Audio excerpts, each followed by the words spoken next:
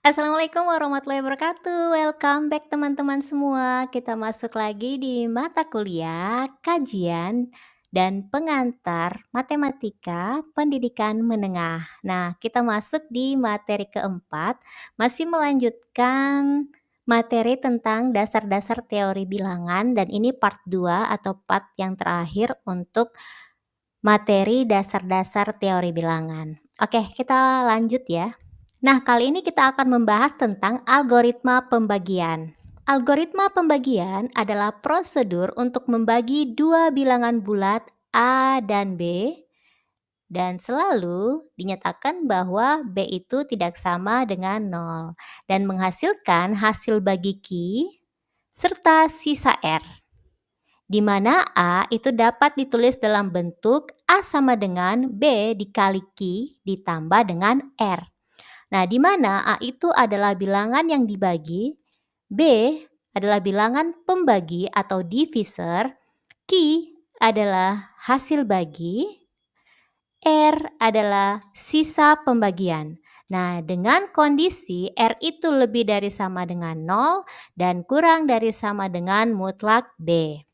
Nah, adapun langkah-langkah algoritma pembagian itu, yang pertama adalah ambil bilangan A dan B. Kemudian bagi A dengan B dan tentukan hasil bagi Q dan sisa R-nya sehingga A itu sama dengan B kali Q tambah R. Dengan memastikan bahwa R itu lebih dari 0, lebih dari sama dengan 0 dan kurang dari sama dengan mutlak B. Nah, agar lebih jelasnya kita langsung masuk di contoh. Nah, di sini ada contoh 17 dibagi dengan 5, di mana hasilnya adalah 3 dan sisanya itu 17 kita kurangi dengan 5 kemudian dikali dengan 3 ini tadi. Nah, hasilnya adalah 2. Itu dari mana? 17 dikurangi 5 kali 3 adalah 15. 17 kurang 15 itu hasilnya adalah 2. Atau untuk mendapatkan sisanya itu kalau bukan menggunakan algoritma pembagian kan kita bisa langsung 17 dibagi 5 itu 3. 3 kali 5 adalah 15. Sisanya adalah 2. Kita langsung dapat ya. Kalau kita tidak menggunakan algoritma pembagian. Tapi ini kita menggunakan algoritma pembagian dengan cara seperti ini. Nah, jadi hasil pembagian adalah 17 sama dengan 5 dikali 3 ditambah 2. Di mana 17 itu tadi adalah A, 5 itu tadi adalah B, sedangkan 3 tadi ini adalah hasil baginya dari 17 bagi 5 ya, hasil baginya. Dan 2 ini adalah sisanya adalah R. Di mana hasil bagi Q sama dengan 3 seperti ini tadi. Dan sisanya R itu sama dengan 2. Jadi itu cara untuk algoritma pembagian. Lanjut.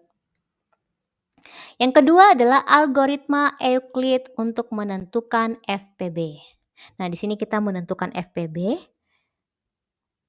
dengan menggunakan algoritma Euclid. Nah, algoritma Euclid itu digunakan untuk mencari FPB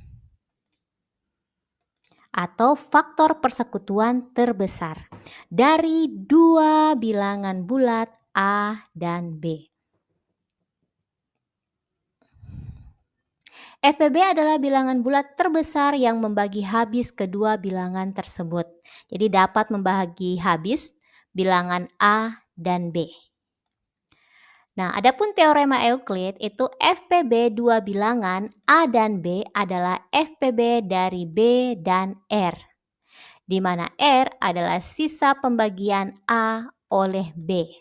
Nah, secara matematis kita dapat memiliki FPB dari A dan B itu sama dengan FPB A mod B, di mana A mod B adalah sisa pembagian A oleh B.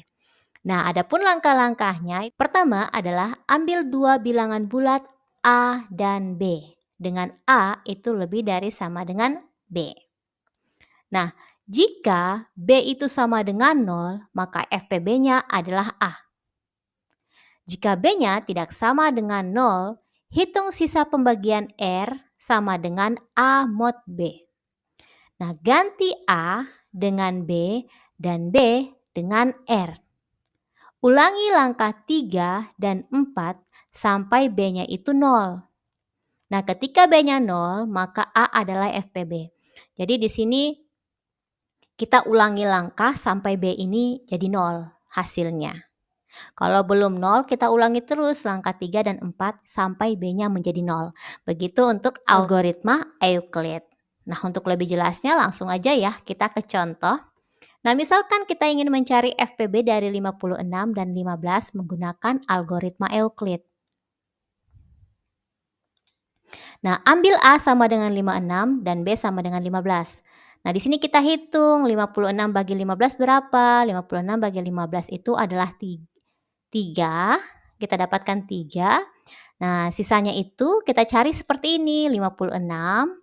56 ini dikurangi dengan hasilnya tadi 3 dikali dengan B ini tadi 15. Hasilnya adalah 11. Jadi 56 dikurang 3 kali 15. 3 kali 15 berapa? Supaya kita bisa pahami, kita cari begini saja ya. 3 kali 5, 15. 3 kali 1, 3. Jadi 45. 45 sama dengan 56 kurang 45 berapa? 56 kurang 45, 1, 1. Hasilnya 11. Jadi 56 mod 15 sama dengan 11. Itu sisanya tadi ya. Nah, sekarang kita ganti A-nya tadi dengan 15. Kita ganti ini menjadi A dengan 15 dan B itu dengan 11. Ini tadi kita ganti dengan B. Nah, kita hitung lagi, kita ulangi tadi langkahnya. 15 dibagi 11 sama dengan 1. Nah, sama perhitungannya seperti ini. Caranya ya. Kita dapat 15 itu kurangi 1 dikali 11. Jadi 15 kurang 11 itu hasilnya adalah 4. Jadi 15 mod 11 itu sama dengan 4. Nah, ini kita ulang lagi. Kita ulang lagi ya, karena tadi syaratnya itu sampai B-nya itu hasilnya 0. Kita ganti A dengan 11 dan B dengan 4. 11 dibagi 4 itu sama dengan 2 dan cara mencari sisanya 11 dikurangi 2 dikali dengan 4. Sama dengan 11 dikurangi 2 kali 4, 8. Hasilnya adalah 3. Jadi 11 mod 4 sama dengan 3. Nah, di sini B-nya belum 0 ya. Ini masih A-nya sama dengan 4, sedangkan B-nya masih 3. Karena belum 0, kita lanjut lagi. Ganti. Nah, ganti A dengan 4 dan B dengan 3. Nah, kita hitung lagi. 4 dibagi 3 sama dengan 1. Sisanya itu adalah 4 dikurang 1 dikali 3. 4 kurang 1 kali 3, 3. Hasilnya adalah 1. Jadi 4 mod 3 sama dengan 1. Lagi-lagi kita ganti. Ini jadi A, ini jadi B. B-nya ternyata belum 0. Karena belum 0, kita ganti lagi sampai ini ke langkah. Sampai langkah 5. Ini yang pertama tadi ya. Sudah sampai langkah ke-5.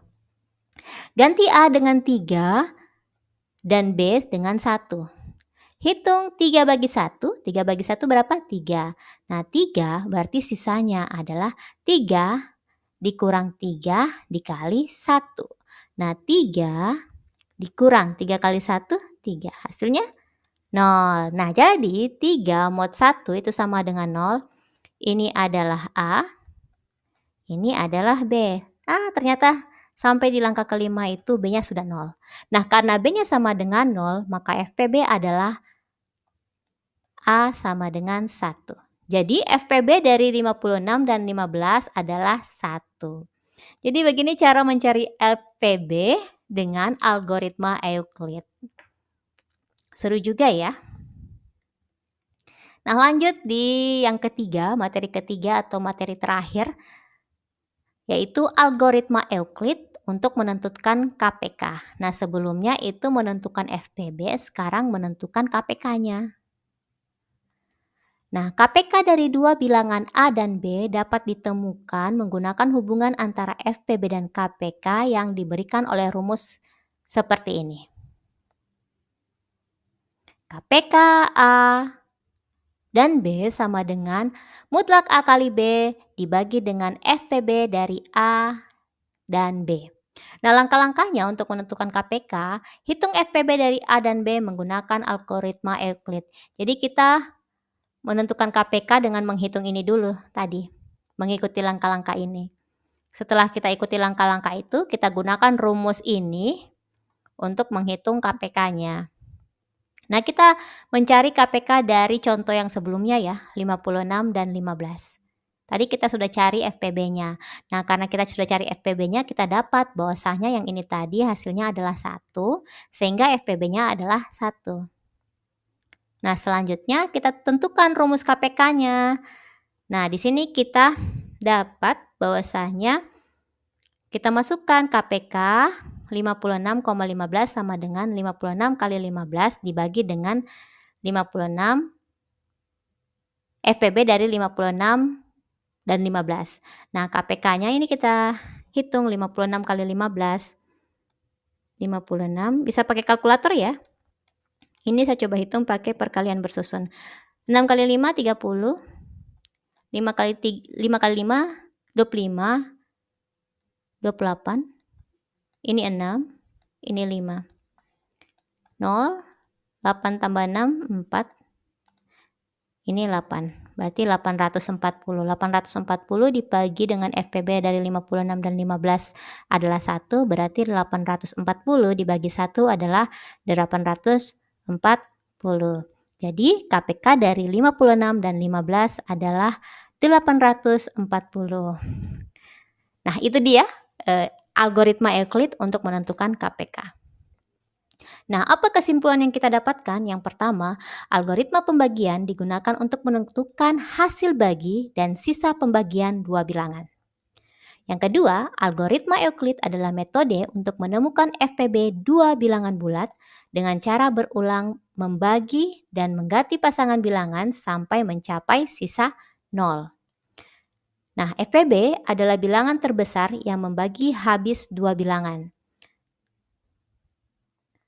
Dan KPK dapat ditemukan menggunakan hubungan dengan FPB, yaitu KPK A, B itu sama dengan mutlak A kali B dibagi dengan FPB A, B. Oke, sekian untuk materi kita hari ini. Insya Allah kita akan lanjut lagi di materi selanjutnya. Jikalau ada yang tidak dipahami, kita diskusikan lagi di grup seperti biasanya. Wabillahi taufiq wal hidayah. Wassalamualaikum warahmatullahi wabarakatuh.